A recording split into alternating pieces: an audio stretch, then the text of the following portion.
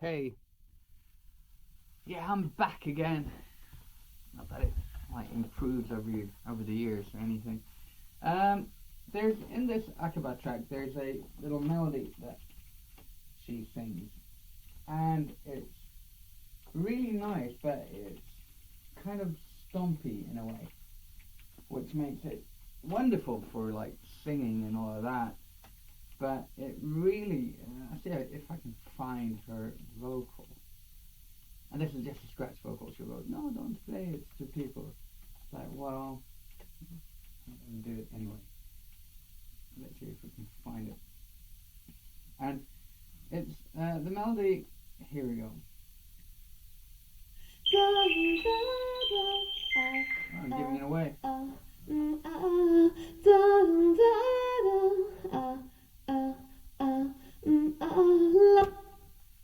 And there you go. So, and that's nice. But unless we're going to do it on the vocals, there needs to be another sound helping her out.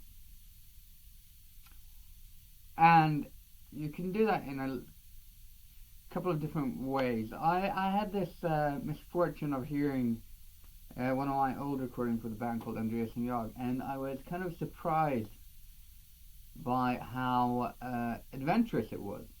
That everything sounded weird and exciting and strange and all of that. And I had this kind of revelation that I generally, I think I'm playing it more safe now than I used to. So in that in that atmosphere of that, I felt, well, what if I would mess things up a bit? Maybe if I deliberately do something wrong. Because the way we did it back then was that we got to a flea market and we'd find a little keyboard. And yes, on the next song we recorded, it really didn't matter what song it was, this new keyboard would show up. And we'd buy a lot of crappy keyboards, and they're still around here. But two of the keyboards that I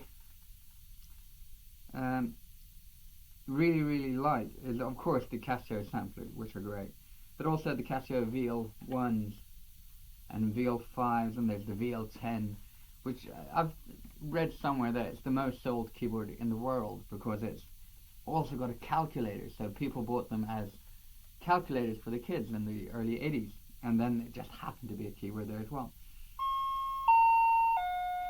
So instead of having doing a something that remind you of a vocal, like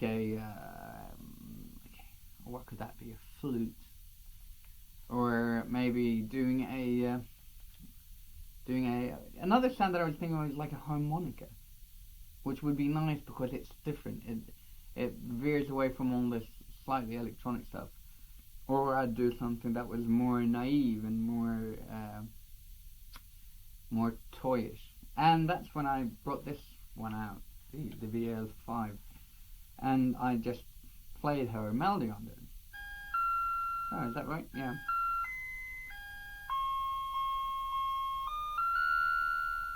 Oh, well, there you go, that's a sustain.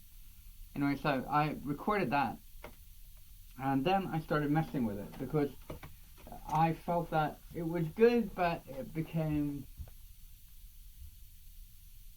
I don't know, just a bit boring in a way, just a bit flat. So what I did was that I took it and I pulled it through the sequel, which is like an old, I've had this for years, but if you don't know what it is, it's like eight EQs in a row, and then just steps through them, like ooh ah ah ee ee ooh ah ah ah ee kind of a thing. Hawaii. No, it doesn't say that. But there's no like, and you can put it in like 4, 6, or 8 steps.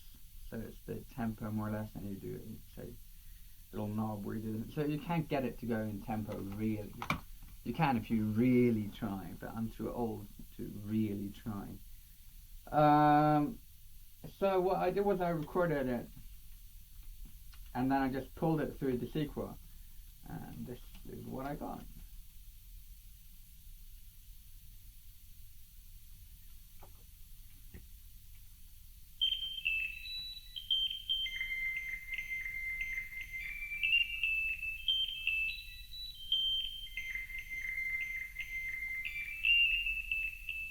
which I like because it's not as apparent and in your face.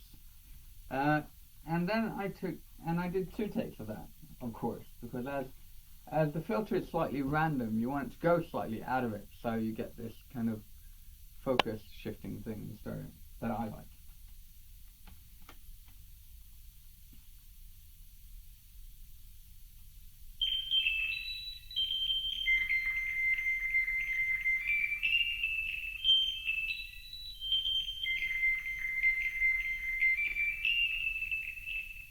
And then I took the original signal, because there actually was one before, and I pitched that 1 octave up.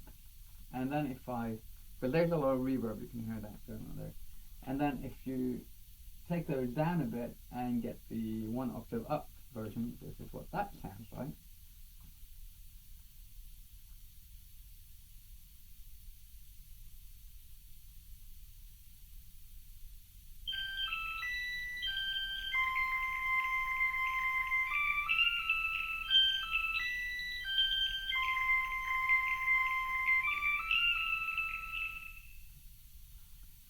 Yeah, I mean, if we try it once with music,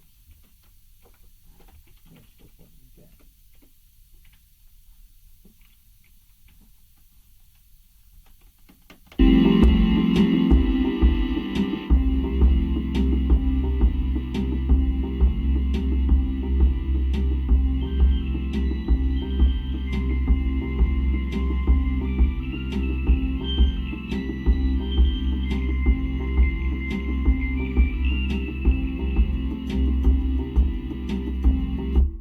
Yay! And then I think that works a lot better because you've got the really naive sound in there that sounds like a toy. And then you've got almost like the reverb is moving around and flickering in the background. So you can put that also, I mean, I like the idea of putting these like slightly odd sounds move around in the background so there's stuff to listen to, because you don't want that flat one-dimensional singer-songwriter crap, do you? You want it to be multi-dimensional.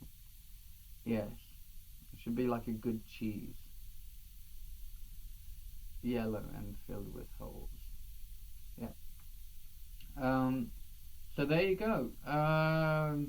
There should be a point to this, but I think it's going to sound great. And also, I mean, if this doesn't work out or if she doesn't like it, I can always record a flute or a harmonica or a melodica on there, and it'll be great. So there you go. Messing around with the VL-1, which is a wonderful keyboard. And I know someone's going to write and go, you know, I preferred it without all the effects on it. Yeah, well, when you record your track, you do it without the effects, and that will probably be great. And then I will do it with all the effects and crap on there, and to my ears, that will be just fine, right? Because that's the cool thing about this, that we can all do it differently. Because we're all individuals. You're special and unique. So there we go. That was it. This is like, I'd really, it would be so great if we could just like do a remotey turn this off. Now I have to do that weird thing where I walk up and turn it off. Well, I'm going to do it now, alright?